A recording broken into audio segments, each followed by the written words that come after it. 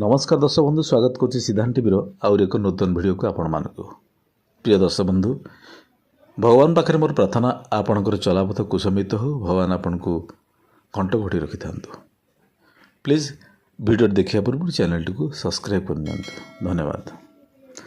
दर्शक बंधु आपण गोटे वीडियो नहीं आसी आज जो वीडियोटी सदा सर्वदा मु चेष्टा करे मो प्रिय दर्शक बंधुकर बेसी कौन अर्थ बेसी खर्च नही अति सरल सुंदर भाव सहज भाव आपने उपायट कले आपणकर उपकारिता आसते।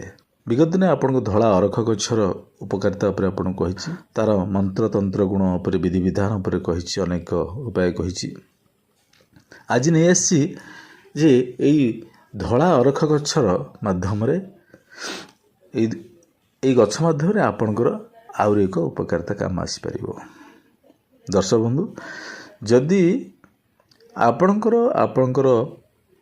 पत्नी सह बा पत्नी पति सह सुसंपर्क हो पारनी मधुर संपर्क हो पारनी संभोगर संपर्क यदि आपणकर सहित मनर मिलन संपर्क हो पारनी यही क्षेत्र में काम लगी थाए ता सहित अन्य व्यक्ति जदि आउ कहा सहित यही संपर्क रखा चाहते से संपर्क कौन सी कारणवश हो पारनी से आपन को पसंद कर जड़े पुरुष आउ जन स्त्री को सही संपर्क रखा चाहूँगी किंतु से स्त्री को संपर्क से मना कर पसंद करना ना कहले से डेउछंती यही क्षेत्र में ये कार्य हो पारे। यदि आपन ये धला अर्ख यही पत्रटी को नहीं कार्य करेंगे निश्चित भाव में आपणकर काम लगे यही उपायटी करूँ देखिए आप निश्चित भाव सफल पाइबे। यही उपायटी यदि आप करेंगे तेल आप कामाख्या को माँ कामाख्या को आप मन मन स्मरण करा पड़ो तेणु ये उपाय कहले से आपण को बिना बंची पारनी सदा सर्वदा आपन से मन पकई खोजी खोजी आप पहुँच आपड़ कही कथा को सी मना कर नहीं निश्चिंत मानव यही उपायटी करनी देखिए सफल पाइबे। मो प्रिय दर्शक बंधु यही बसीकरणटी करने चाहिए आपड़ यही कार्यटी करूँ देखिए निश्चित भाव सफल हे। आपण शुक्रवार दिन ये कार्यटी करूँ शुक्रवार दिन आप स्वतः प्रभुत भाव स्नान कर एक मन खुशी मनरे जातु जो अरख अच्छे देखुं धला अरख अच्छे जो धला फूल फुटी ब्लू कलर नु धला फुटी सी धला अरख अच्छे मूल आप इड़ू नहीं जाइए आप संग्रह करथिबा नहीं गुआ अरुआ चाउल सिंदूर एवं जल धूपकाठी ता आप मांचिस नहीं अग्नि लगायापे सर्वप्रथम से गछ मूले पानी दे आप अरुआ चाउल गुआ सिंदूर लगातु धूप दे प्रणाम करूँ आप निजर कथा कहतु जो वशीकरण आप जहाँ चाहते से संभोग विषय जानतु भल संपर्क विषय चाहतु से सब चाहिला पर आपण से माँ कामाख्या गोटे स्मरण करूँ स्मरण करी आपण से गछर एक सुंदर पत्रटे जो पत्र खुण हो न से पत्र को संग्रह करके नहीं आसतु। शुक्रवार दिन आपण ये गछर विधि विधान सारिक आसतु शनिवार दिन जाई आपण से पत्र गोटे संग्रह करके नहीं आसतु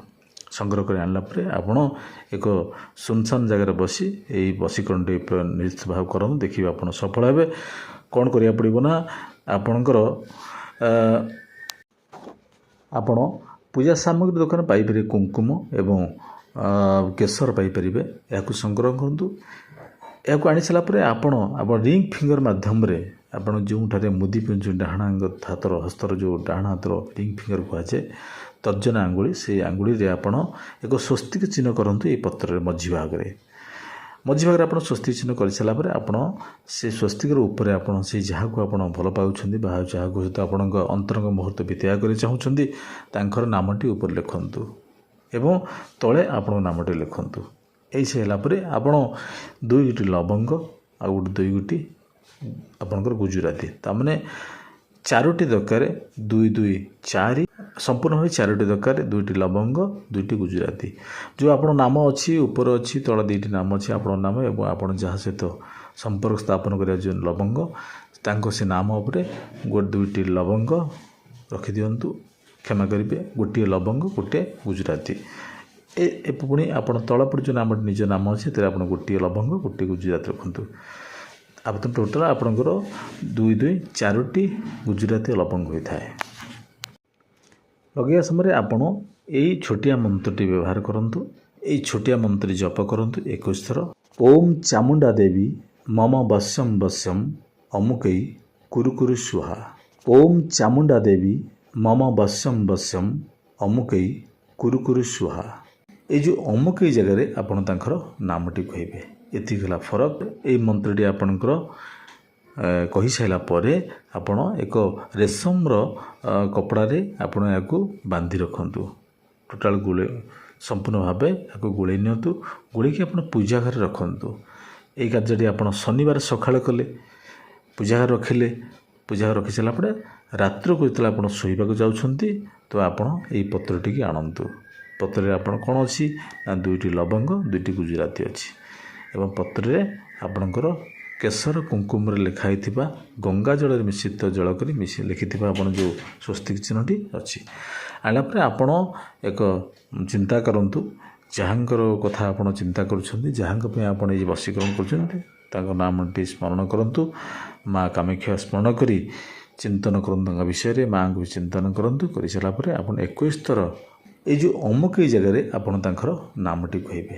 ଏତିକି ହେଲା ଫରକ। ଅମୁକୈ ଯେଉଁ ୱାର୍ଡ଼ଟା ଅଛି, ଶବ୍ଦ ଅଛି, ସେଇ ଜାଗାରେ ତାଙ୍କର ନାମ କରିବେ। ପୁରୁଷ ହେଇଥିଲେ ପୁରୁଷଙ୍କ ନାମ, ସ୍ତ୍ରୀ ହେଇଥିଲେ ସ୍ତ୍ରୀଙ୍କ ନାମଟି କହିବେ, ଯାହାକୁ ଆପଣ ବଶୀକରଣ କରୁଛନ୍ତି। ଏଇଭଳି ଆପଣ 21 ଥର କରନ୍ତୁ। ଓମ୍ ଚାମୁଣ୍ଡା ଦେବୀ ମମ ବଶ୍ୟମ୍ ବଶ୍ୟମ୍ ଅମୁକୈ କୁରୁକୁରୁ ସୁହା। ଜପ କରିସାରିଲା ପରେ ଆପଣଙ୍କର ତକିଆ ତଳରେ ଏହାକୁ ରଖିନିଅନ୍ତୁ।